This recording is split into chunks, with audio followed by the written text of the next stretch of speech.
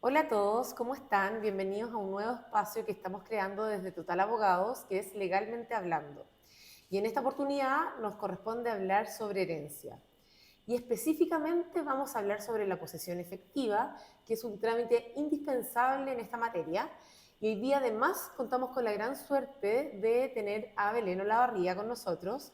Belén es abogada especializada en esta materia y nos va a estar contando un poquitito cómo funciona el trámite de la posesión efectiva. ¿Cómo estás, Belén? Hola a todos, buenas tardes. Hola Nico, muchas gracias. Bueno, Belén, ahí está como haciendo una pequeña introducción para que habláramos un poquito sobre la posesión efectiva, que es el primer trámite que en el fondo una persona debería realizar cuando fallece un ser querido, ¿cierto? Y existen dos tipos de posesiones efectivas, como ya lo hemos adelantado en otras oportunidades, que va a depender específicamente de un requisito o de una circunstancia que es la existencia no de un testamento, ¿cierto? Claro, Cuéntame un poquitito, hablemos sobre la posesión efectiva más común, que es la posesión efectiva sin testamento. En Chile no se usa tanto como redactar un testamento, la gente no recurre siempre a esta alternativa, pero por eso muchas veces las personas fallecen y no dejaron ningún testamento y hay que hacer una repartición de bienes. Entonces quería que me contaras un poquitito cómo se hace este trámite, cómo es la repartición de bienes, qué porcentajes hay, puede heredar cualquier persona, ahí para que tú también nos puedas contar un poquitito. claro. Bueno, como dijo Nicole, la posesión efectiva sin testamento es la más común y en este caso se tramita ante el registro civil. Se presenta un formulario en el que se indica quién es la persona que fallece y también quiénes son sus herederos. En el mismo formulario se puede indicar cuáles son los bienes que tenía esta persona al momento de fallecer. Ya en este caso habría que incluir todos los bienes que tenía la persona, es decir, propiedades, una casa, un departamento, los muebles también de las propiedades, acciones, los vehículos, fondos. Fondos de pensión, Sí, eso pasa mucho, que a eso de veces la repente gente no queda tiene, fuera. sí, a veces la gente como que no tiene una propiedad, no tiene en el fondo vehículos, no tiene acciones, pero era una persona que cotizó durante toda su vida, que tiene dinero en sus fondos de pensiones o que tiene un seguro también de vida. También, Entonces ahí como claro. para que nos vayas contando un poquitito como de esos casos. Claro, hay que incluir también, como dice Nicole, fondos de pensión de AFP, fondos también de bancos que queden en cuentas corrientes o en la misma cuenta RUT, como depósitos a plazo también, Fondos mutuos. fondos mutuos. También algo que de repente siempre queda fuera corresponde a las sepulturas Sí, de los eso es cementerios, cierto. sí. Eso también como que generalmente se considera.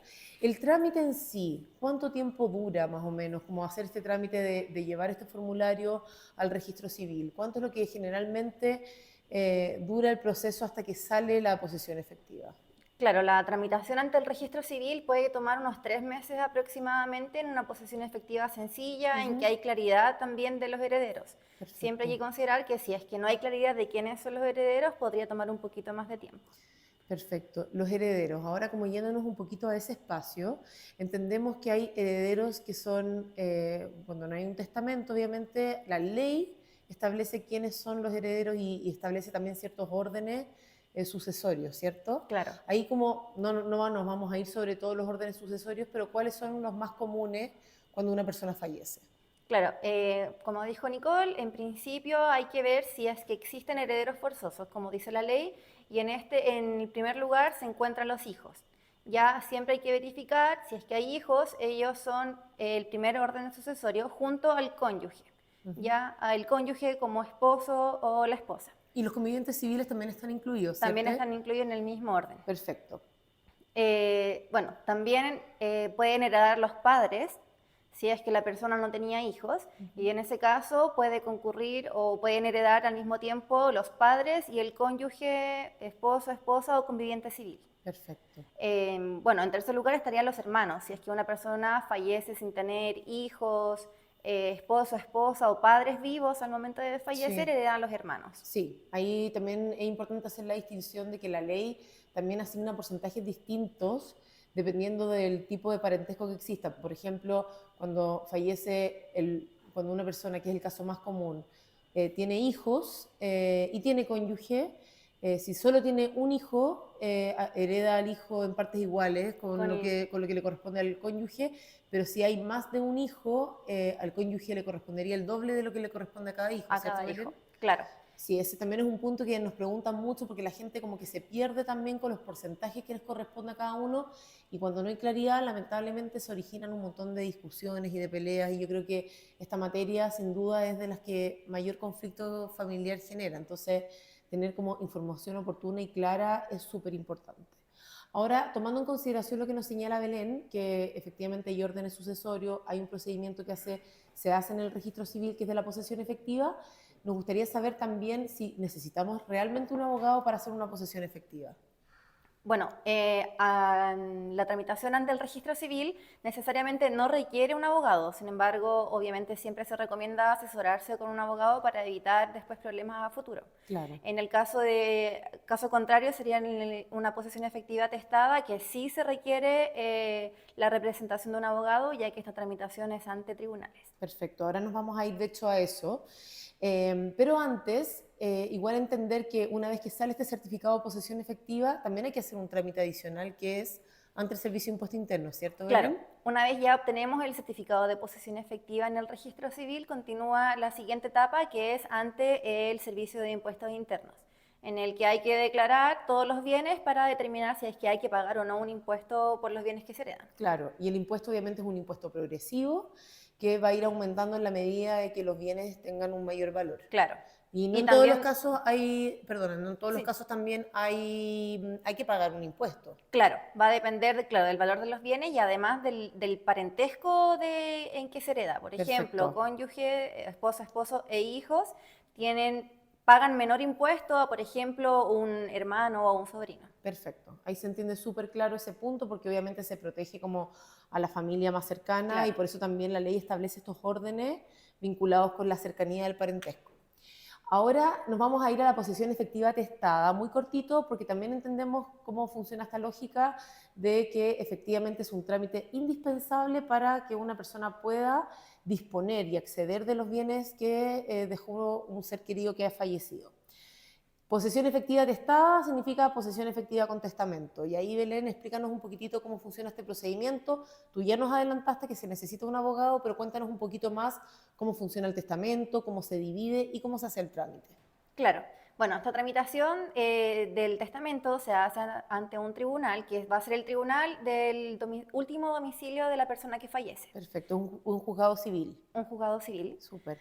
En el testamento, bueno, también hay que tener muy presente que la ley siempre intenta proteger a la familia nuclear, o sea, es decir, a los hijos y a la esposa o al esposo. Por lo tanto, si es que una persona tiene hijos y tiene esposa o esposo, debe considerar siempre que la mitad de esos bienes van a ser para este núcleo familiar. Y Perfecto. solo va a poder disponer o va a poder heredar a quien quiera relativamente a el 50% de su herencia. Claro, ahí es súper interesante como mirar un testamento como una torta, que Claro, la mitad efectivamente tiene como este mismo orden sucesorio que habíamos hablado antes respecto al hijo, al cónyuge o conviviente civil, después a los padres que sí que no hubiesen hijos, y así sucesivamente.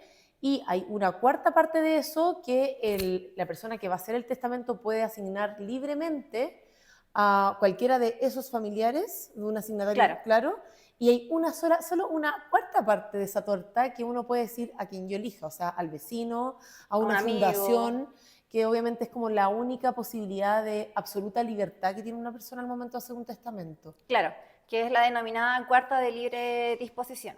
Yo creo por eso, Belén, que la gente en realidad no hace muchas veces testamentos, porque la libertad igual está restringida Claro. y las personas obviamente a veces prefieren como solucionar sus problemas en vida respecto a la asignación de sus bienes antes que recurrir a un testamento. Claro, y en ese caso mucha gente también recurre al contrato de cesión de derechos o de compraventa, si es que corresponde. Perfecto. Bueno, y esta posesión efectiva para ir cerrando ya, tú me dices que se tramita ante un tribunal civil. ¿Es muy complejo este trámite? ¿Cuánto dura aproximadamente? ¿Hay que hacer los mismos trámites después con el Servicio de Impuestos Internos? Cuéntanos un poquito. Es una tramitación en realidad sencilla.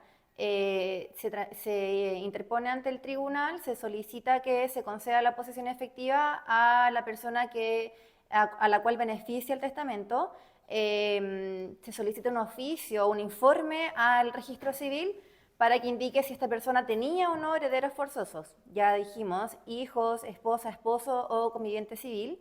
Y yo creo que esta es la etapa que podría demorar más. ¿Ya? Sin embargo, la tramitación puede tomar unos 6 a 10 meses aproximadamente de todas formas. Perfecto. De igual forma, hay que tramitar después el impuesto a la herencia en servicio de impuestos internos. O sea, de la misma forma que habíamos hablado anteriormente respecto a la otra posesión efectiva. O sea, es un impuesto que es transversal y no va a depender de si existe o no un testamento. Así que también ese punto nos preguntan mucho y para que lo tengan súper claro. Bueno, ahí cerrando ese tema, yo creo que también es súper importante destacarle a los que nos están escuchando hoy día sobre la importancia de tramitar la posesión efectiva. Que efectivamente es la única forma que tenemos para poder disponer, o sea, vender, arrendar, permutar, o ser, en el fondo hacer distintas acciones de disposición sobre los bienes que nos deja un ser querido. Entonces, por eso, si es que ustedes están enfrentando un proceso que tiene una raíz muy dolorosa, porque es la partida de alguien que uno quiere mucho, pero obviamente también se vincula con un trámite importante que hay que llevar adelante. Lo más importante yo creo que es asesorarse, entender muy bien qué es lo que me corresponde a mí, qué es lo que les corresponde al resto de mis familiares, y obviamente no dejar pasar tanto tiempo para hacer este trámite, ¿cierto, Belén? Sí, claro. Lo ideal siempre es hacerlo lo antes posible.